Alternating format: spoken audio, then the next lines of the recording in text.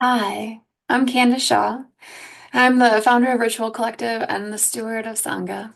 And this is the first of a new monthly offering that I am really excited to share with you, a Dharma Talk. So, if you've never heard the phrase before, here's what Dharma Talk means. In traditional yoga and even in Buddhist settings, a Dharma Talk is a short teaching that speaks to the heart of the practice. Not a technique and not a how to, but a why. Right? Why do we do this? Um, so it's a space where we pause the doing, the practice of doing, and we reflect on the deeper meanings. So we aren't just practicing yoga, we can begin to live it with more clarity and connection and understanding.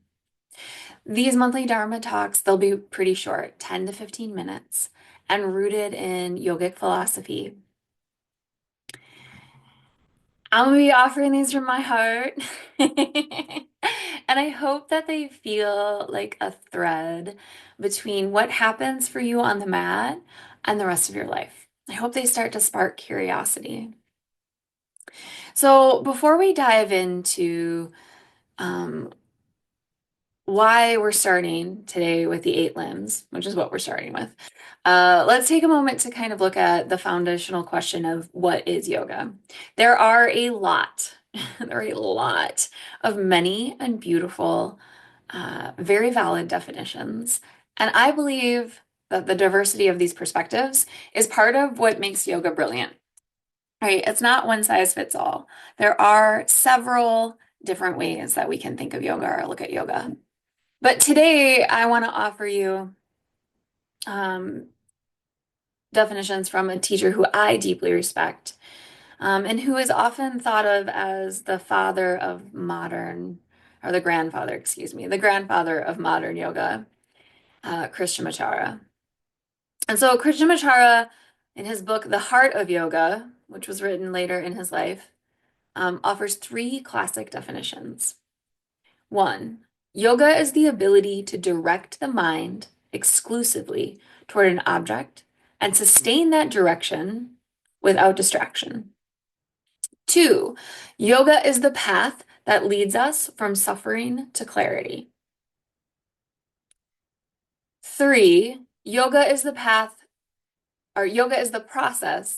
of replacing old patterns with new, more helpful patterns, or burning away samskaras. Right? So, so just to touch that on that, all three definitions, they really point to the same core. Yoga is an inner practice. It's about attention, transformation, and cultivating freedom from within, right? So at any place that we go, we can maintain our own freedom. We're going to begin this series with the eight limbs of yoga because we day to day, if you're a practitioner of yogasan, if you're in the studio, which is really what these talks are geared for, is for our regular practitioners in the studio.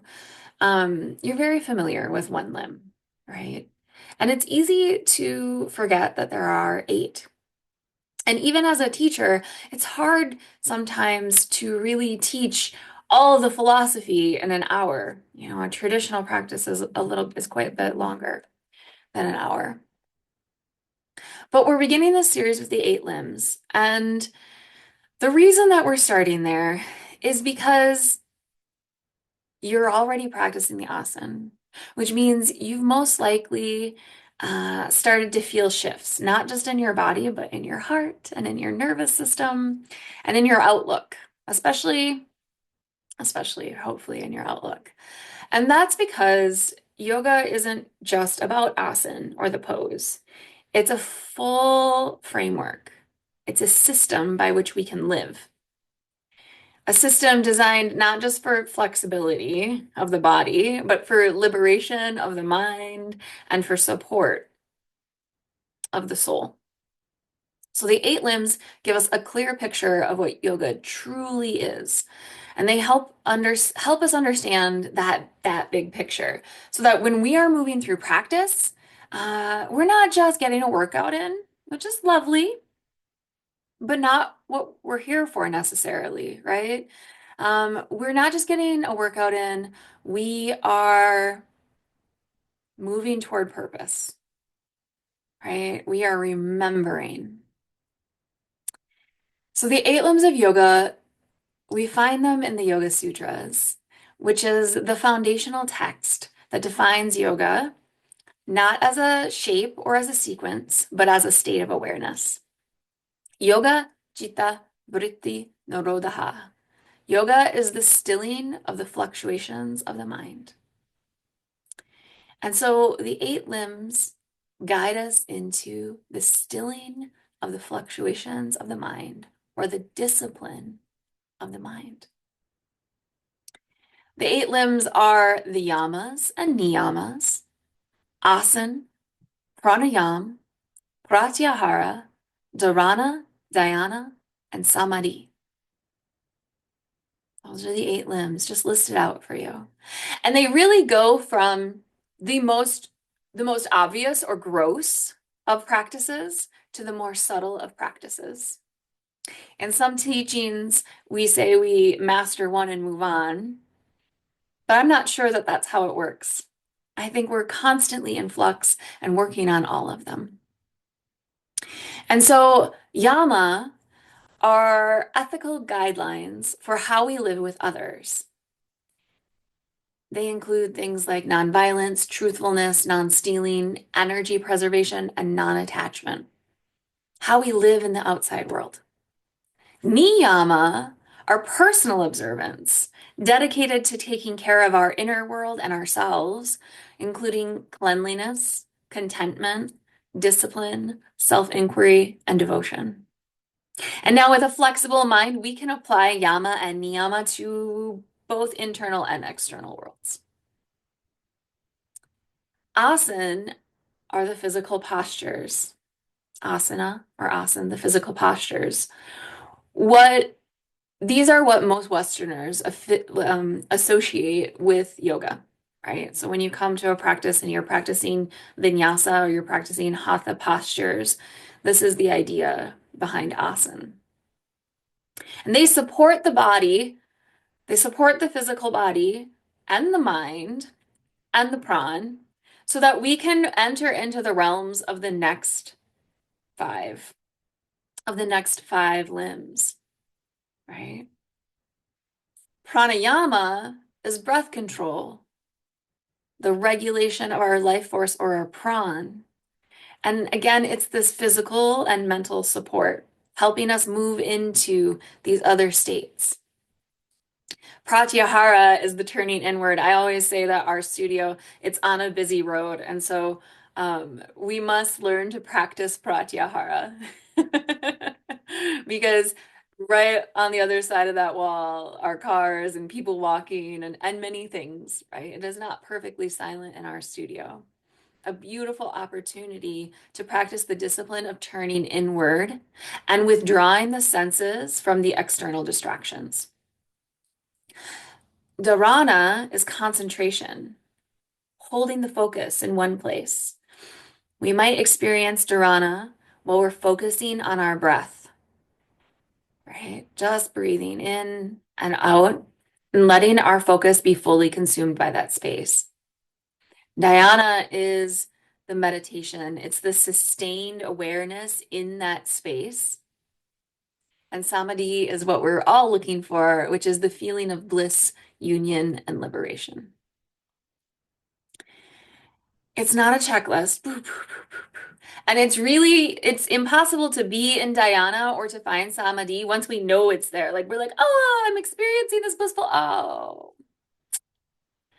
right. And we can talk more on those later. This is just an introduction. But this isn't a checklist, right? It's a map. It's a living, breathing path in flux, a system to support you. And you're already in it. You're in asana, right? You're practicing the postures. Maybe it's once a week, maybe it's daily, but you're already in it. That was the invitation. So there's no pressure to really like master any of this. There's no perfect way. to walk the path. You'll flux, you'll ebb, you'll flow, you'll be in, you'll be out. And the teachings are here to support you. Of course, the more dedicated and the more disciplined we can be, the more we can squeeze from them. But the teachings are here to support you, to offer you language and context for what you might already be sensing. That yoga is doing more than just moving your body. It is, in fact, moving and changing you. So that's today, right? And if today did spark something inside you, if you really enjoyed this, you might want to hear more about how yoga has shaped my own path. I share more in a recent episode of my podcast, which is the Platinum Triangle podcast. The episode is called, I think it's called What Saved Me Still Serves Me. And I talk about how yoga has supported me on the journey. It's a little personal, and it's a little less formal, and it might be nice to hear for you. So you can head there. I'll leave it somewhere in the notes here below. But um, yeah, this is really just a beginning. My hope is that these will be monthly, digestible invitations for you to explore your practice more fully.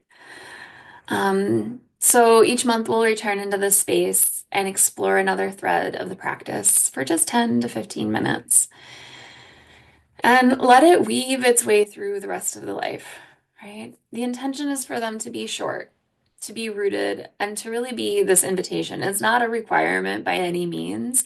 It's just something here to support you. If you do have questions or comments or thoughts, I would really love to offer Dharma talks that feel supportive to the community, very specifically in that way. So please send them in. You can email them in. You can comment. I think you'll be able to comment on this video. Um, you don't have to have it all figured out, but just to let me know if you do have questions and to stay curious. Like, questions are the best. I know they say there's no stupid questions, and like, there's really no stupid questions. Like, whatever you ask is going to be so valuable on the journey. So, thank you for listening. Thank you for practicing the practice, and thank you for showing up, not just to your mat, but like for yourself, you know? I will leave you with a Namaste, a Hari Om. I'm Candice, and I'll see you next time.